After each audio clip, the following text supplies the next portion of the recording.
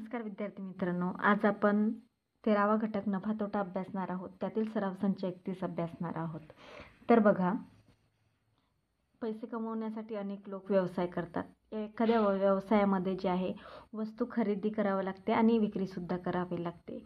मग एखाद्या व्यक्तीने जे आहे म्हणजे या पुस्तकामध्ये आपल्या सांगितलेले आहे की हमीदभाईंनी केळीचा व्यवसाय होता त्यांचा, तो त्यांनी 2000 रुपयाला केळी जी आहे खरेदी केली आणि त्यांनी ती 1890 रुपयामध्ये विकली. तर बघा, या ठिकाणी आपण सहज सांगू शकतो की हमीदभाईंना नफा झाला की तोटा झाला. तर 2000 रुपये यामधून जर आपण 1890 म्हणजे 1890 रुपये जर वजा केले तर 10तून 9 गेले 1 राहिला, नंतर 10तून 9 गेले 1 राहिला आणि 2तून 2 गेले 0 राहिले. 110 रुपयाचा काय झाला? तोटा झाला. हमीदभाईंनी जे आहे 2000 रुपयाला केळी विकत घेतली होती म्हणजेच खरेदी केली होती आणि विकली किती रुपयाला? तर 1890. म्हणजे या ठिकाणी हमीदभाईंना 110 रुपयाचा तोटा झाला. याच वेळी आपण नफासुद्धा काढू शकतो. बघा, हमीदभाईंनी 2000 रुपयाला जे आहे केळी विकत घेतली होती आणि त्यांनी जे आहे त्यांची विक्री किंमत जी आहे, विक्री किंमत ती 2500 एवढी आहे. म्हणजे आता सांगा, इथे मोठी संख्या कोणती आहे? मग मोठी संख्या आहे विक्री किंमत. मग विक्री किंमतमधून जे आहे आपल्याला खरेदी किंमत वजा करावी लागेल. तर किती रुपयाचा नफा झाला? म्हणजे त्यांच्याकडे किती रुपये जास्त आलेले आहेत? तर 500 रुपये जास्त आलेले आहेत. म्हणजेच या ठिकाणी नफा झालेला आहे. अशा पद्धतीनं आपल्याला जे आहे सराव संच 31 सोडवायचा आहे. त्यातील पहिला प्रश्न आहे, पुढील सारणीत खरेदी व विक्री दिली आहे, त्यावरून नफा झाला की तोटा हे ठरवा व तो किती ते लिहा. वहीवर ही सारणी व्यवस्थित लिहून घ्यायची आणि बघायचं की तोटा झाला की नफा झाला. नफा झाला असेल तर नफा लिहायचा, तोटा झाला असेल तर तोटा लिहायचा आणि किती रुपये ते सुद्धा लिहायचे आहेत. मग बघा, आता 4500 रुपये ही खरेदी किंमत आहे आणि विक्री किंमत जी आहे ती 5000 रुपये. मग विक्री किंमत जास्त आहे की खरेदी किंमत? तर विक्री किंमत जास्त आहे. मग पहिल्यांदा आपल्याला विक्री किंमत ठेवावी लागेल 5000 रुपये वजा खरेदी किंमत केली आपण. 5000तून 4500 आपल्याला वजा करायचे आहेत. किती आला बरं? तर या ठिकाणी 0मधून 0 गेलं 0 राहिलं, 0मधून 0 गेलं 0 बाकी राहिलं. या 0मधून 5 वजा केल्यास 5 राहिले, म्हणजेच या ठिकाणी 10 होतील बरं का. तर या 10मधून 5 वजा केल्यास 5 राहिले. इथे जे आहे आपण 1 दिला आणि 5मधून 5 गेले तर 0 राहिलं, म्हणजेच 500 रुपये जे आहे तो नफा झालेला आहे. मग नफा झाला तर आपण नफा लिहिणार या ठिकाणी. आणि किती रुपये नफा झाला? तर 500 रुपये नफा झाला. ह्या वेगळ्या रंगांनी लिहिलं तरी चालेल. नंतर 4100 ही खरेदी किंमत आहे आणि 4090 रुपये जी आहे ही विक्री किंमत आहे. मग खरेदी किंमतची संख्या जास्त आहे की विक्री किंमतची जास्त आहे? तर मला खरेदी किंमतीची दिसत आहे, म्हणून मी पहिल्यांदा खरेदी किंमत लिहेल. 4100 रुपये आणि 4090 रुपये. तर बघा, 0तून 0 गेलं 0 राहिलं आणि या ठिकाणी 0तून म्हणजे 10तून 9 गेले 1 राहिला आणि या ठिकाणी जे आहे 1, इथे 1 आहे. मग इथे पण 1 आहे. 1मधून 1 गेलं 0 राहिलं आणि 4मधून 4 गेले 0 राहिलं, म्हणजे 10 रुपये जे आहे 10 रुपये हा तोटा झाला. म्हणजे या ठिकाणी आपण तोटा लिहूया. आणि किती रुपये? तर 10 रुपये. आता या ठिकाणी 700 रुपये खरेदी किंमत आहे आणि 799 रुपये विक्री किंमत. खरेदी किंमत जास्त आहे की विक्री किंमत? तर विक्री किंमत आहे, म्हणून आपण जे आहे तिसरं उदाहरण लिहूया. 799 वजा 700. तर सर्वांना याचे वजाबाकी येते. 99 रुपये हे काय झालेलं आहे? आपल्याला नफा झालेला आहे, म्हणून आपण या ठिकाणी नफा लिहिणार आहोत. आणि किती रुपये झालेला आहे? 99. मग तो पण लिहून घेणार आहोत. आता इथे चौथ्या क्रमांकाचं उदाहरण आहे. खरेदी किंमत 1000 रुपये आहे आणि विक्री किंमत 920 रुपये आहे. मग खरेदी किंमतीतून जे आहे आपल्याला मोठ्या संख्येतून लहान संख्या वजा करायची आहे. तर 1000 रुपये ही खरेदी किंमत आहे वजा 920 रुपये. 1000मधून 920 गेले तर 80 उरतात. म्हणजे 80 रुपये काय झाला तर तोटा झाला. म्हणून या ठिकाणी लिहिणार आहोत आपण तोटा 80 रुपये झाला. ठीक आहे.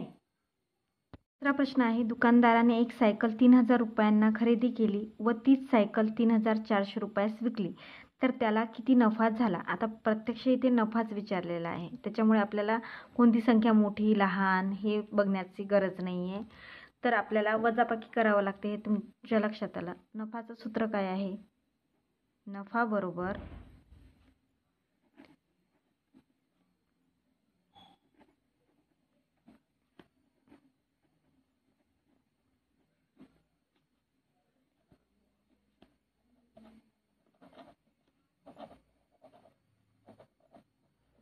मग किमती टाका.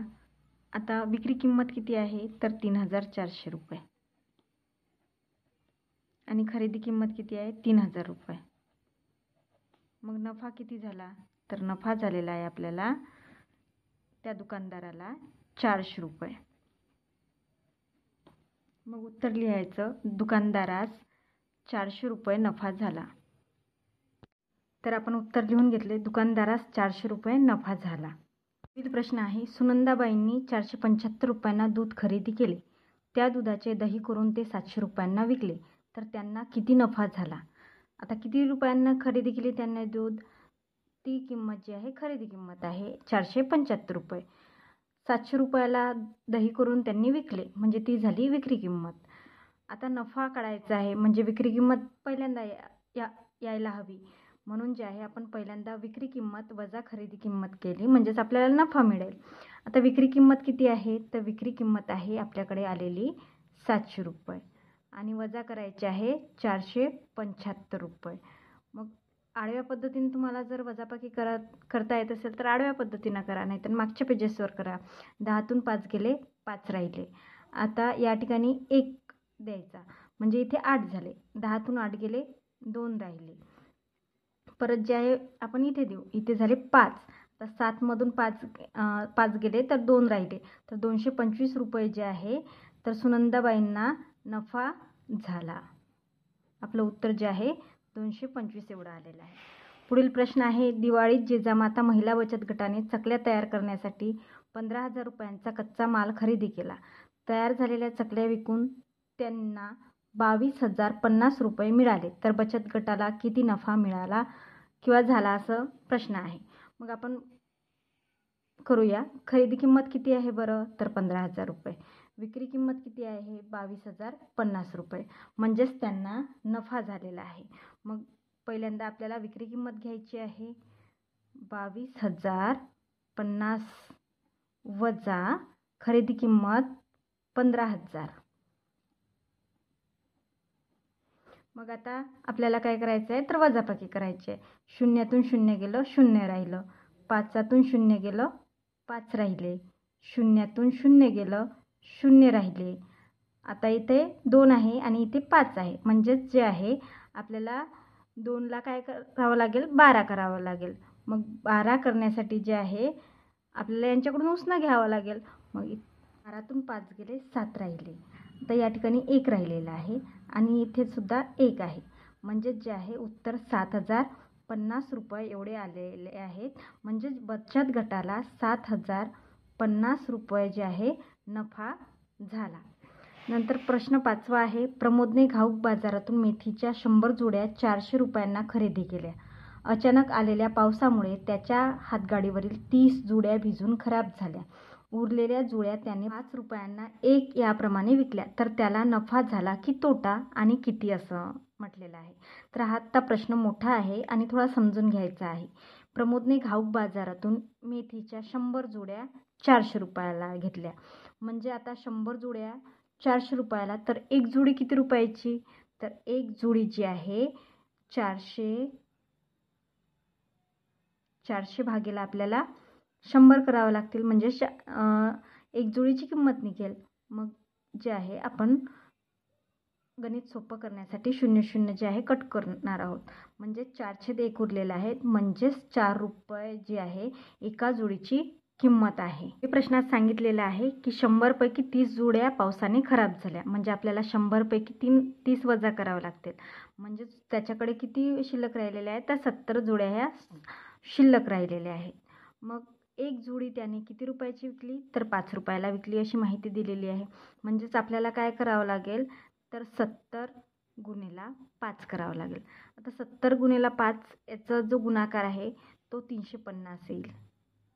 तर 5 शून्य शून्य आणि 5 7 35, 350 रुपयाला. आता आपल्याला माहिती आहे की त्याने किती रुपयाच्या जुड्या घेतल्या होत्या, तर जुड्या घेतल्या होत्या 400 रुपयाच्या आणि विक्री किंमत किती आली त्याच्याकडे, तर 350 रुपये एवढी आलेली आहे. म्हणजेच त्याला तोटा झाला की नफा झाला, तर त्याने जास्त पैसे दिले आणि त्याच्याकडे परत जे आहे कमी पैसे आले, त्याच्यामुळे त्याला तोटा झाला. म्हणजेच खरेदी किंमत किती होती, तर खरेदी किंमत होती 400 आणि विक्री किंमत किती होती, तर विक्री किंमत जी आहे ती 350 रुपये. म्हणजेच प्रमोदला जे आहे 50 रुपये तोटा झालेला आहे. आता 6वा प्रश्न आहे, शरदने 1 क्विंटल कांदे 2000 रुपयांना खरेदी केले. नंतर त्याने 18 रुपयांना 1 किलोग्रॅम या दराने सर्व कांदे विकले. तर या व्यवहारात त्याला नफा झाला की तोटा आणि तो किती, हा प्रश्नसुद्धा असाच आहे. समजून घेऊया. आता 1 क्विंटल कांदे म्हणजे किती किलो, तर 1 क्विंटल कांदे म्हणजे 100 किलो. तर 100 किलो कांदे त्यांनी जे आहे 2000 रुपयांना खरेदी केले. तर नंतर त्याने 18 रुपयांना 1 किलोग्रॅम या दराने सर्व कांदे विकले. बघा 18 रुपयाला विकले. मग जे आहे आपल्याकडे खरेदी किंमत जी आहे ती 2000 रुपये आहे आणि विक्री किंमत किती आहे 18 रुपयांना. म्हणजेच 100 किलो कांदे गुणिले 18 करावं लागतील आपल्याला. तर 18 एक 18 आणि हे 2 शून्य जसेच्या तसे, किंवा 18 शून्य शून्य 18 शून्य शून्य आणि 18 एक 18 असा गुणाकार करायचा. मग आता बघा खरेदी किंमत जास्त आहे की विक्री किंमत जास्त आहे, तर खरेदी किंमत जास्त आहे. म्हणजे त्याला नफा झाला की तोटा झाला, तर त्याला झालेला आहे तोटा. किती रुपयांचा तोटा झालेला आहे, तोटा कसा काढायचा, तर तोटा बरोबर जे आहे खरेदी किंमत वजा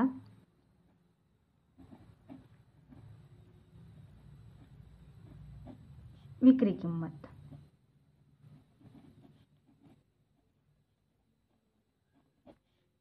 खरेदी किंमत आहे त्याची 2000 रुपये आणि विक्री किंमत आहे 1800 रुपये. म्हणजे जे आहे त्याला 200 रुपये एवढा तोटा झाला. म्हणून आपण लिहू शकतो की शरदला या व्यवहारात 200 रुपये तोटा झाला. म्हणून